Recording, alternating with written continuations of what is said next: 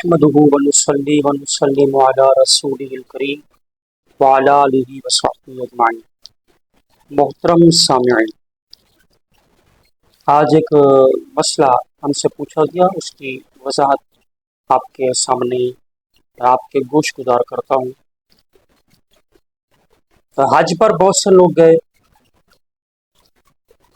تو سوال یہ پوچھا گیا کہ آپ کا موقف کیا ہے حرمین شریفین کے جو ائمہ ہیں، امام مکہ شریف خانہ کعبہ شریف میں جو نماز پڑھاتے ہیں، مسجد الحرام میں، مسجد نبوی میں، ان کے پیچھے نماز پڑھ سکتے ہیں یا نہیں پڑھ سکتے؟ ہم اپنا موقف اس حوالے سے آپ کو پیش کرتے ہیں۔ تو لوگ بڑے شوق رکھتے ہیں دنیا بھر کے کہ ہم حرمین کے اماموں کے پیچھے نماز پڑھیں۔ موجودہ جو حکومت ہے سعودیہ کی اور حرمین کے جو امام ہیں، ہم ان کے پیچھے نماز کو درست نہیں سمجھتے۔ وجہ اس کی یہ ہے، خلافت عثمانیہ جو عاشق رسول تھے، ان کے حکمران، مکہ اور مدینہ کا بڑا احترام کرنے والے، ادب کرنے والے اور اسلامی ریاست تھی۔ یہ کوئی یہودی نصرانی نہیں تھے، سنی مسلمان تھے، ان کی حکومت قائم تھی۔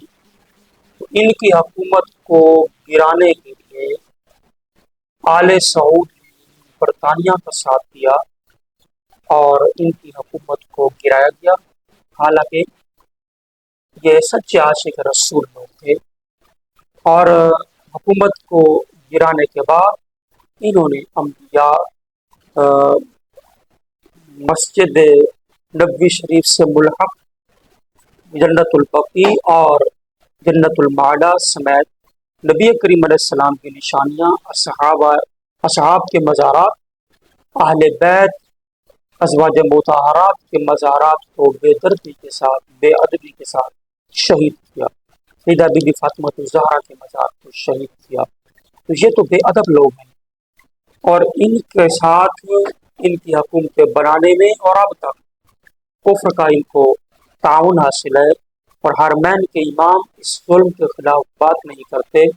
فلسطین میں، کشمیر میں مظالم ہو رہے ہیں، اور یہ حکومتیں ہمیشہ کافروں کے ساتھ تو کھڑی دکھائی دیں گی، مگر کبھی بھی یہ مسلمانوں کے ساتھ تعاون نہیں کرتے۔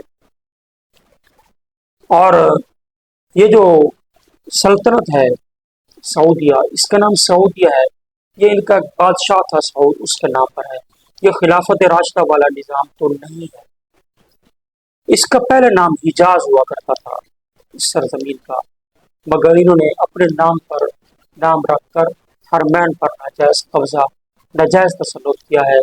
خلافت عثمانیہ نے جتنی ادب احترام کے ساتھ صحابہ کرام، نبی پاک صلی اللہ علیہ وسلم کی نشانیوں کو اور صحابہ کے مزارات اور اہل بیت کے مزارات کو جتنے ادب احترام کے ساتھ بنوایا، ان کی حفاظت کی، انہوں نے آ کر اس کی مخالفت کی۔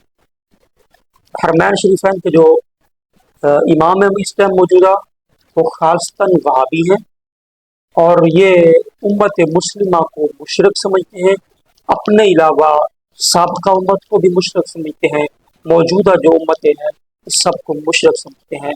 تو کیسے ان کے پیچھے نماز پڑھی جا سکتی ہے؟ مزید اگر کوئی اس حوالے سے ہم سے معلومات لینا چاہے تو کومنٹ میں اپنا سوال بھیج سکتے ہیں، ہم انشاءاللہ مناسب وقت پر اس کا جواب دے دیں گے۔ اللہ پاک اہل اسلام کو، جو حرمین شریفین پر جو ناجائز قبضہ ہے، اللہ اہل اسلام کو یہ قبضہ واپس دے۔ رسول اللہ صلی اللہ علیہ وسلم کے روضہ مبارکہ کا ادب احترام کرنے والی اللہ حکومت عطا فرمائے۔ موجودہ ظالم کفر کی حمایت یافتہ حکومت کو اللہ نیست و نابود کرے۔